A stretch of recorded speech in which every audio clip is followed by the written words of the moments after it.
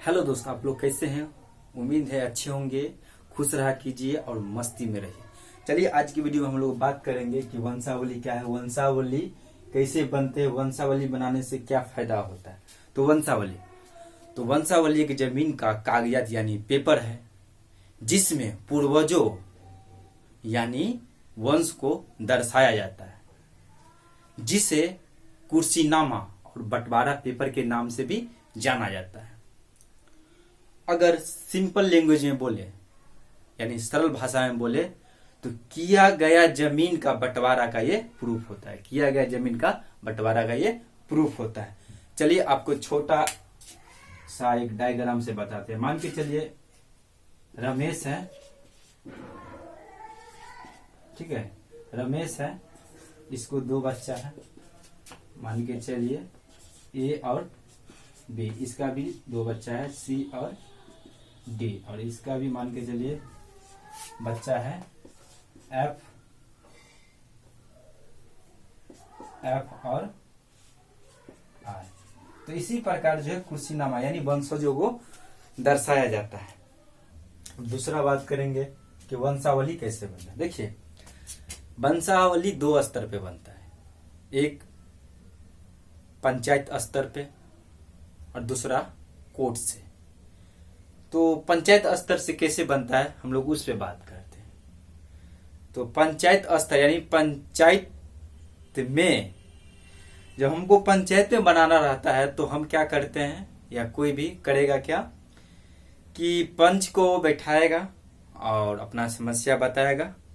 तो पंच के द्वारा एक पेज लाया जाएगा यानी पेज का व्यवस्था किया जाएगा। उस पेज पे उस जमीन का पूरा डिटेल्स, उसका कितना बच्चा है उसका नाम लिखेगा।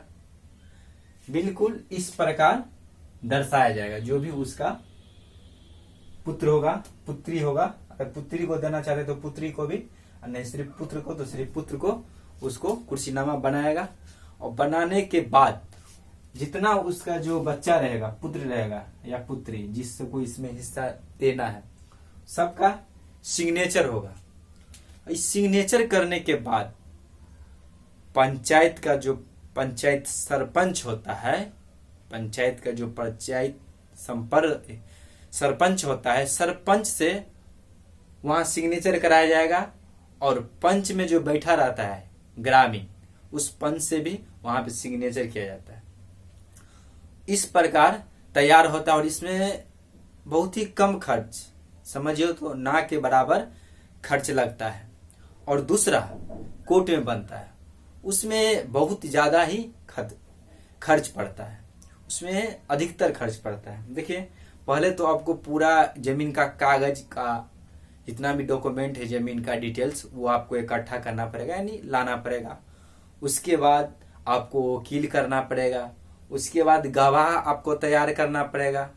ये सब तैयार करने के बाद कोर्ट में जो है वो वकील जो आप रखे हैं वो जाके मंजूरी करवाएगा। तो कोर्ट वहां पे सिग्नेचर और मोहर मारेगा और वहां पे सबको आना पड़ेगा। जो भी हैं गवाह और जिनके नाम से कुर्सीनामा बन रहा है वो सबको आना पड़ेगा। इसमें बहुत ही लंबा चौड़ा खर्चा पड़ जाता है। और इसमें भी एक तरीका है कि अगर कम खर्च में आपको आसान तरीका से बन जाए तो जब कचहरी यानी कोर्ट में जाएंगे, तो कोर्ट में जाएंगे तो एक जो है नोटरी विक्रेता यानी नोटरी बेचने वाला रहता है, उससे आप संपर्क करेंगे तो वो सारा प्रक्रिया जो है करा को आपको कुछ अपना फी लेगा और सारा प्रक्रिया वो करा के आपको दे देगा। तो यही फायदा है कि नोटरी विक्रेता जो रहता है, नोटरी विक्रेता, उससे ही बना ले, उसी में फायदा है।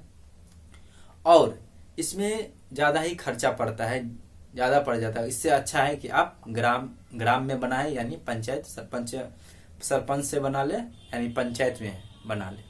इस पे बात कर लेते हैं वंशावली बनाने से क्या लाभ यानी फायदा है। देखिए वास्तव में जो वंशावली बनाने से बहुत ही फायदा है। पहला फायदा तो ये कि उस जमीन में आपका हिस्सा स्पष्ट रूप से दिखेगा और अपना हिस्सा जो है आप ले सकते हैं और कभी भी आसानी तरीका से ले सकते हैं। और आप बिल्कुल फ्रेश माइंड से आप इसको देख के अनुमान लगा सकते हैं कि मेरा हिस्सा कितना है, क्या है, कैसे। ठीक है, उसके डिटेल्स को देखते हुए। दूसरा कि आपको जो है जो वंशावली यानी कुर्सीनामा जिसको बंटवारा पेपर कहते हैं उसका यूज करके आप लोन भी उठा सकते हैं। कहीं भी अगर किसान है तो लोन उठा सकते हैं बैंक से, जहां से जो भी हो, गवर्नमेंट का दिया हुआ यानी सरकार का दिया हुआ जो सुविधा है आपके लिए वो आप उठा सकते हैं उसके द्वारा, यानी आप ले सकते हैं उसके द्वारा, यानी वंशावली पेपर के द्वारा आप उसका आसानी से फायदा ले सकते हैं। और ये डॉक्यूमेंट बहुत जगह काम पड़ता है, बहुत ही, जहां पे कुछ कुछ मुद्दा मामला कुछ गहरा रहता है, ज्यादातर इसी पेपर का जो है सो यूज होता है। तो चलिए आज के लिए बस इतना ही, मिलते हैं अगले वीडियो में, ठीक है। खुश रहिए, तंदुरुस्त रहिए, स्वस्थ रहिए और मस्त रहिए। और अगर आप इस चैनल पे नए हैं तो इस चैनल को सब्सक्राइब कीजिए और बेल आइकन को भी दबाइए, जिससे हमारा हर एक वीडियो आप तक आसानी से पहुंच सके।